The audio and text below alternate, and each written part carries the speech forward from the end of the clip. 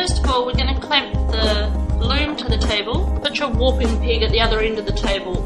The distance that you want your warp, which is going to be the length of your project. So take the warp yarn, we're using some lovely Tekapo 8-ply, and you want to take the yarn from the centre to stop the ball from rolling all around the floor. And we're just going to tie it onto the back stick. And then using the reed hook, we're going to go through each slot, and we're going to take the loop up to the other end and around the warping peg. And then your next one will be going around and under the warp stick, and hook the reed hook through again, and up around the warping peg. And over the back stick this time. We'll be going around and under the stick.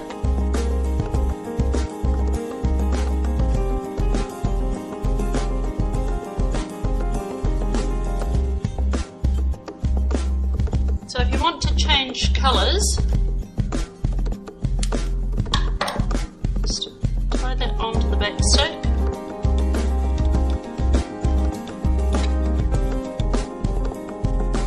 Tie your new colour on and carry on.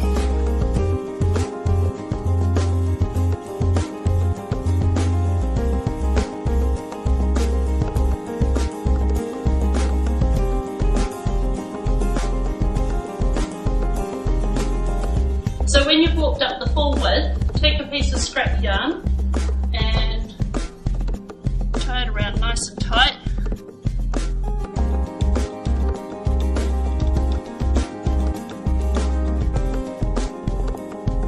And cut the ends. Now we're ready to wind it on, and you might want a friend to help you with this part. So now we're ready to roll the warp onto the back roller. And so you want your friend, my friend's Libby, to hold the warp and keep it at even tension. And we're just going to roll this around. And when your back stick reaches the roller, just fold it over flat. And then we're going to put cardboard strips, which come with the loom. This keeps the threads separated so they don't lose their tension.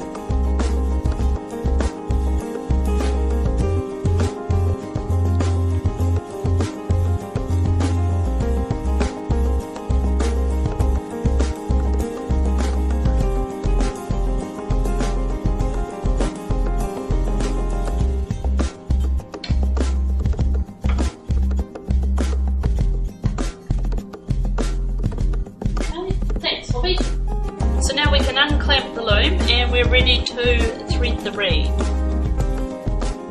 So I find sitting down to thread up the loom is more comfortable, and if you just pop it on the side of the table there. So now we're going to thread one of the threads from each slot into the eye to the right of that slot. So if you take the pair, pull one out, do threading hook through and continue across.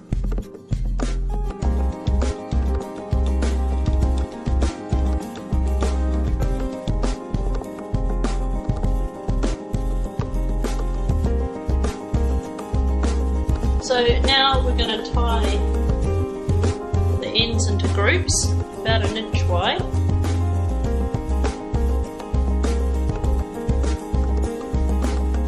Just try and make them about the same length.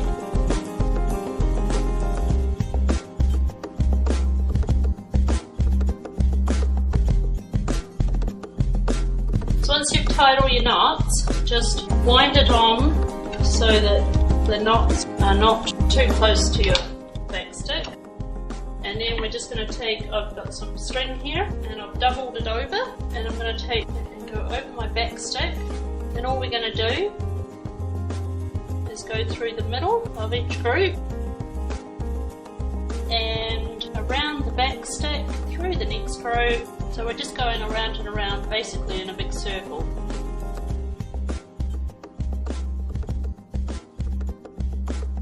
going the same way through the group each time. So if you start off going through this way, continue going through this way right across.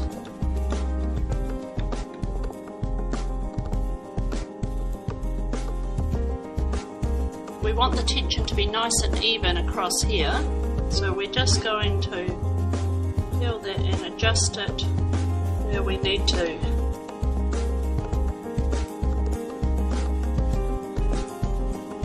And when you get to the end, you can just roll that around. So now we need to wind some yarn onto the shuttles.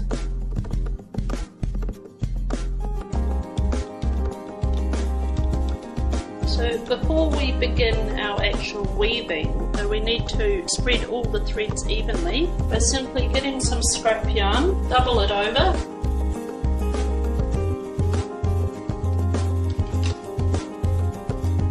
and then I'm going to change sheds without beating.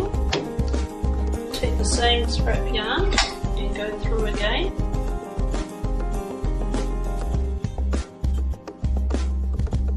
Don't beat and change sheds again, and we'll take one more up,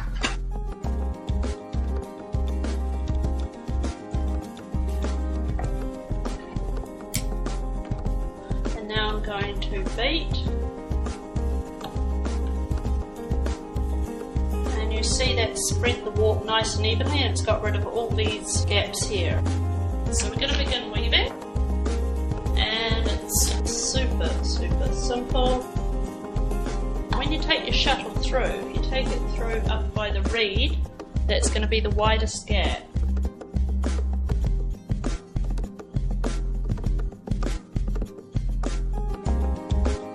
So if you run your shuttle along the reed, there'll be less chance of catching the threads.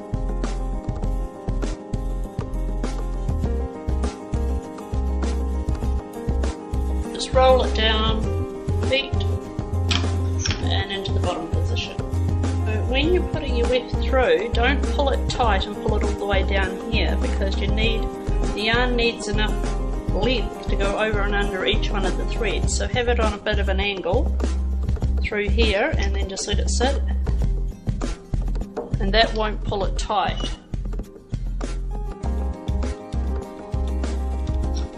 Through. So on the edges, if you just hold your outside warp thread, that will give you nice edges that are not going to be pulled in.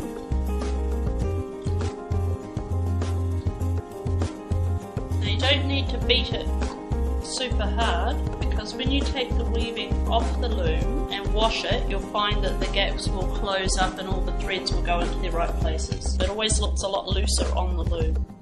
And when you're ready to change colours, and just pull it out the bottom, and you'll be able to trim that off later on, and we'll start the new colour.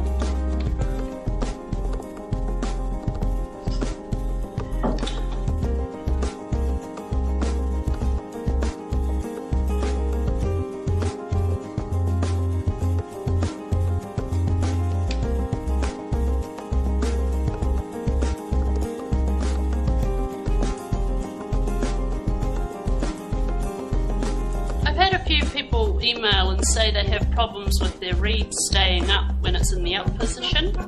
If you have a problem with this, all you need to do is tighten up your warp tension. So when your weaving gets close to the reed, so if you put your reed in the rest position and put your shuttle behind your reed, and then we're just going to let the back clog off a little bit, and then wind the front one on. Just till your weaving is about here. I just don't want those knots to be poking holes in my weaving, so I've just got some bit of old cardboard here, clip paper. Then we can just carry on weaving. So continue weaving all the way, and when you've woven as far up as you can just cut your warp off across the back here behind the reed.